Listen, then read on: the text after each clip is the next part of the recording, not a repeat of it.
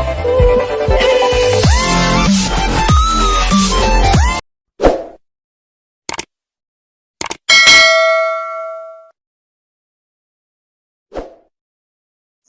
today we are going to deal with email etiquettes. When you're saying email etiquettes means it's a kind of behavior, it's rules and regulations, or it's a kind of behavior that you must portray over the internet. So what do you understand by etiquettes now? Formal rules of behavior for the internet.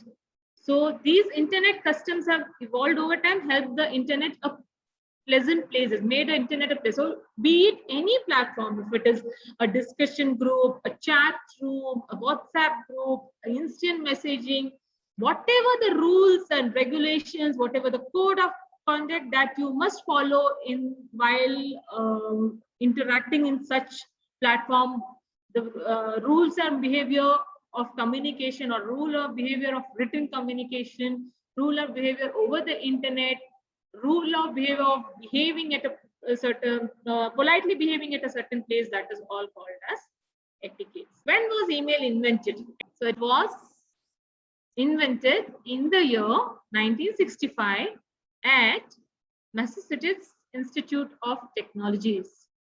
Who wrote the first email and when? First email, as most of you said, was written by Mr. Roy Tomlinson. Okay.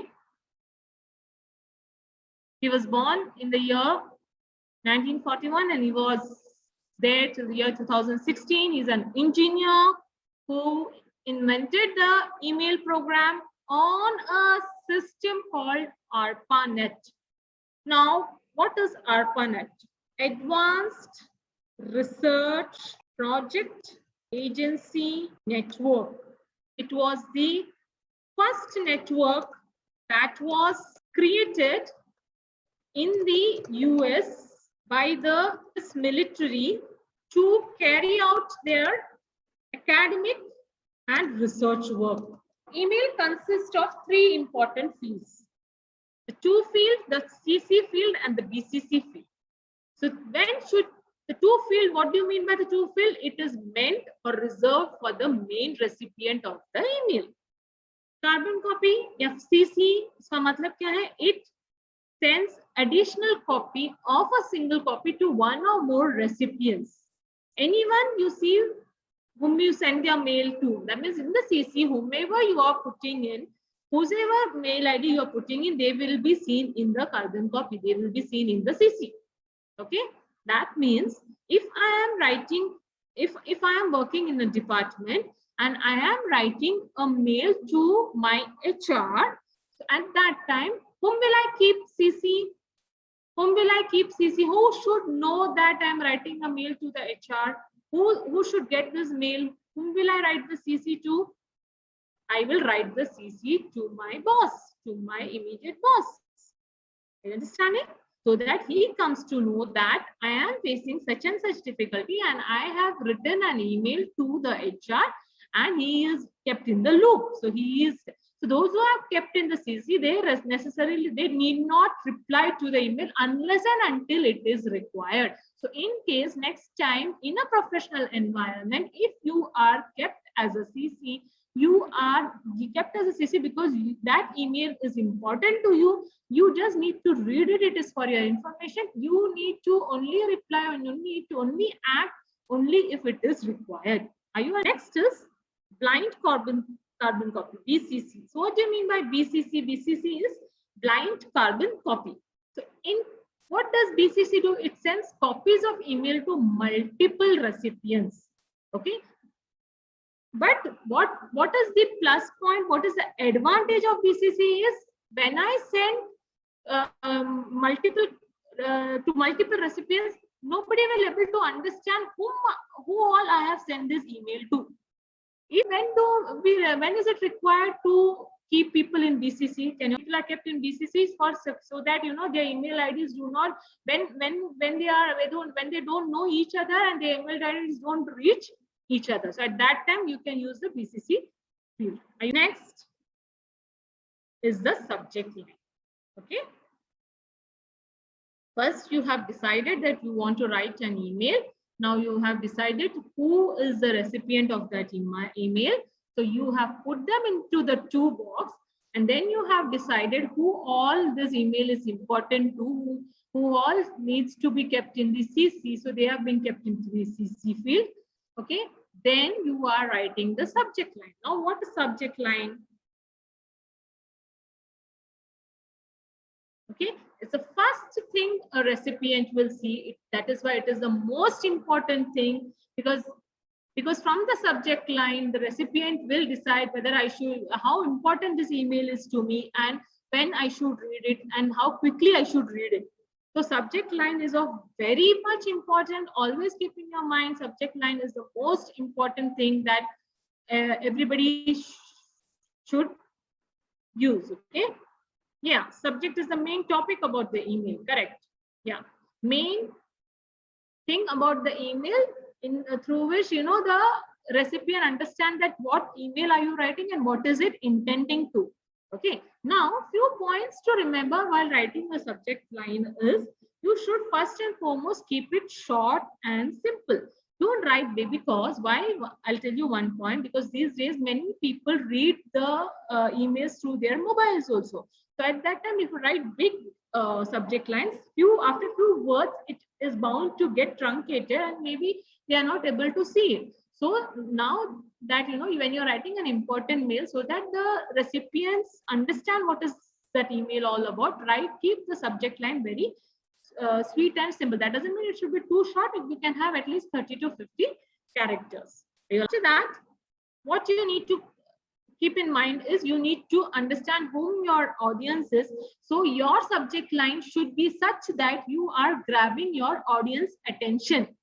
Okay. So whenever I open my Gmail and I see an email from an whenever I open my mailbox, and I see an email from an important person, I first read the subject line. That's the first thing that you look, right?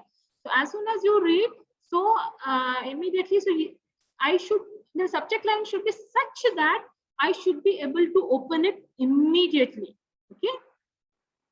So that is why when you're writing an email, your subject line should be such that it is grabbing the attention of the audience, that is grabbing the attention of the recipient. Okay. Do not mislead.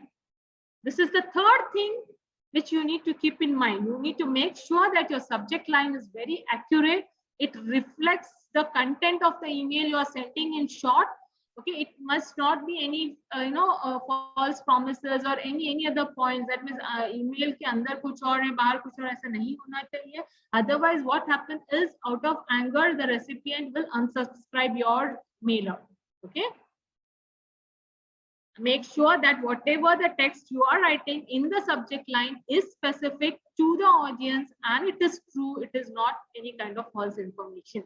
Otherwise, your email address is bound to be blocked. Just put the most important words at the beginning. Why put the most important words at the beginning? Because, as I said, most people these days read through their mobile. So after few words, the words are might get invisible. So for that reason, most important aspect should be the first word. And also, we humans have a tendency that, we tend to judge anything with the first few things. Like in written communication, we tend to judge things by reading the first 2-3 words. Like if somebody doesn't have much patience, for them specifically, humans tend to focus first and last word. So that is what is something related to psychology. So for that reason, first 2-3 words and the last word should be very important. It should be sweet and simple. It should not mislead. These are the things that you need to keep in mind while you are writing a subject line. Okay. Then you should use powerful, impactful language. Okay. Powerful, impactful words, so that, how much ever busy the recipient is, he or she will be bound to open the email. Language, use of words is very important while you're writing the subject. Okay.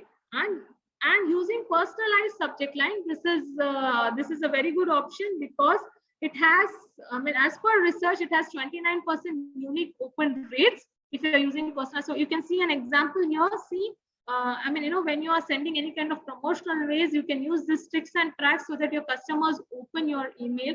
Like, if you see this, Amreen, thank you for being a loyal member. So your name is used means whenever your name is used, you feel so happy, you feel so delighted that you would wish to see what is there inside that email. And that way you are bound to open the email. So that is one of the trick, research says that you must use while you are creating the subject line. Urgency. Okay. Next thing that you need to keep in mind while writing the. So,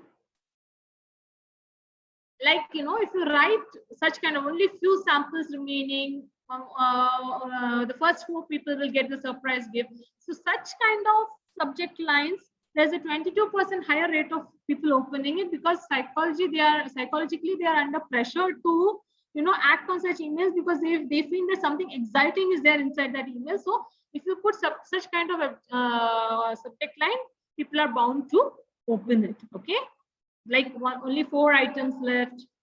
Okay, so people but always if you send a mail every week by saying that only 4 items left or only 4 people will get surprised, but people will start wondering why are you so understocked? Why can't you fill your stock? And why is this thing not available? Then if this thing is not available, why should I buy it? So these are the things that come in the people mind. So creating urgency, there is a time and there is a way and there is a manner to do that. Anywhere and everywhere you are not supposed to do it.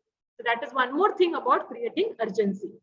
Like if you are sending an email to customers about the summer sale or summer dresses, but if you're sending to a winter prone country or winter prone region, then people will not tend to see such emails, because at that point of time or that point at that location, currently the summer sale is not their priority. Winter wear is their priority.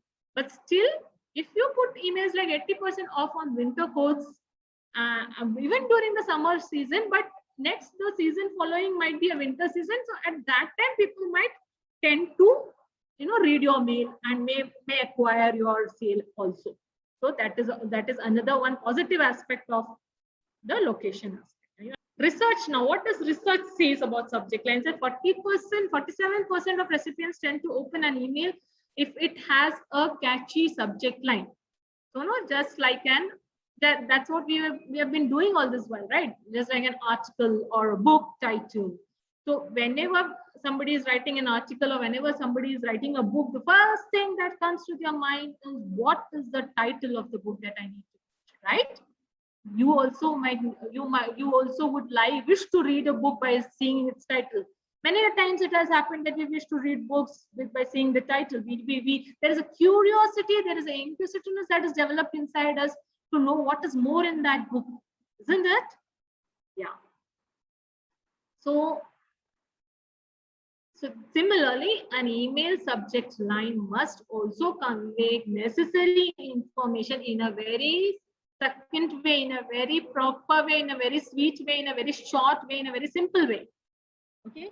So because you don't want your email to be among the 69% of email that goes into the spam and your effort is going waste. And that is going to the spam only because of the subject line alone. Okay. Because it is causing anger in the customers. You need to know how to write the salutation, greetings of an email. How to write the salutation, greetings of an email. Okay, the first thing in the email or body is the salutation or greetings of the email. Salutation or greetings of the email is the first thing in an email body. Okay, so how will you, what are the things you need to remember before writing the salutation or greetings of an email? Determine the nature of the relationship with the recipient. Is it a formal nature or is it an informal nature? Okay. If you have never met the recipient, you should always be formal.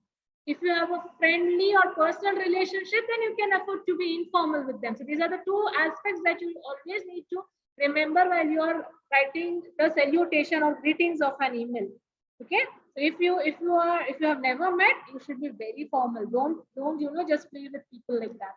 Okay, and if you have a informal relationship, you can always have an informal discussion because the person knows you thoroughly. Okay, next. Second thing is Identify the recipient's perspective or context. So if the recipient does not know why you are writing an email, please be very careful in writing the salutation. Okay. So at that time, you should go an extra mile to know the recipient's name. Okay, if you don't know the recipient, if the recipient does not know why are you writing the email, you should go an extra mile to know the recipient's email. Okay, because it's either ways, think like, if you're getting an email from a stranger, how would you react if something, if you don't like something, how would you react? So it's the same thing otherwise also while you are writing it to someone. So establish a goal. I mean, understand what your subject body is all about. So if you are writing an email to let your colleague know that the company lost an account, then you should use formal greeting, because it's a very important. These are the mails that should not be, mocked upon. But if you're sending a note on a birth of a child to a boss, you can be a little bit informal, because that is not a very fiery atmosphere, or very that atmosphere which requires high formal settings. So you should realize the situation, the time of writing the email, and you should know that where you should be formal and where you should be informal. That is very, very important when you are writing professional emails. Then your subject line should be searchable. Yes, very important aspect. Subject line should be searchable. That means I remember that you have sent a mail, but I am sitting in front of my email box and searching, but I'm not getting your email. So always write. That is why we have learned how to write the subject line. So subject line should be sweet and simple. It should not mislead. It should catch the eye of the person. That must be by typing, by searching, putting one word in the search box, I should immediately get your email. So always remember that your subject line should be searchable. Okay. Now the salutation of the greeting is dear. Okay. So when you're writing the salutation with dear, it is always a good professional approach. Okay. When you're writing dear, with dear, you can write Mr. So and so, or Miss so and so, or Mrs. so and so. So if a woman does not wish to show her this thing, that whether she's Mrs., you can refer to her as Miss. Okay. So another option, or another very professional approach, is to write dear professor. Okay, dear professor. If you are writing it to a professor and their name, or dear sir. Okay, so you can, in India you can write dear sir or madam.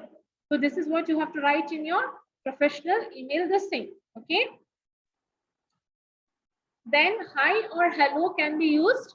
Okay, it's a less formal version of dear. Please understand that. So you can write hi. Okay, if you're sending an email to a company or to this thing.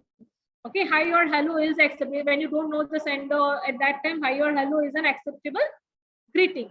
Okay, like hi everyone. So hi everyone. When you're addressing it to a group of people, at that time you can write hi everyone. Okay. Then email opening lines, if you see, yeah, if you need to be formal, you can write, allow me to introduce myself, good afternoon, good morning, how are you? Hope these are the email. After you have put the salutation, the next thing that you're not supposed to start the email directly. You have to write an opening line of the email. Good afternoon, good morning. Hope this email finds you well and in good spirit. I hope you enjoyed your weekend. I hope you are doing well. All these things, okay?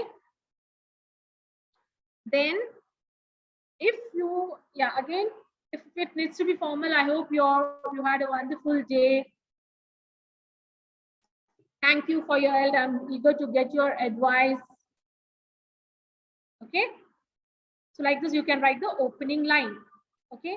And if you are following up on something, if you have already written an email and the front person has not provided you what you required, so you are following up on something. So as from, or you have not provided something when asked, at that time when a follow-up email is written, you can write as discussed, as promised.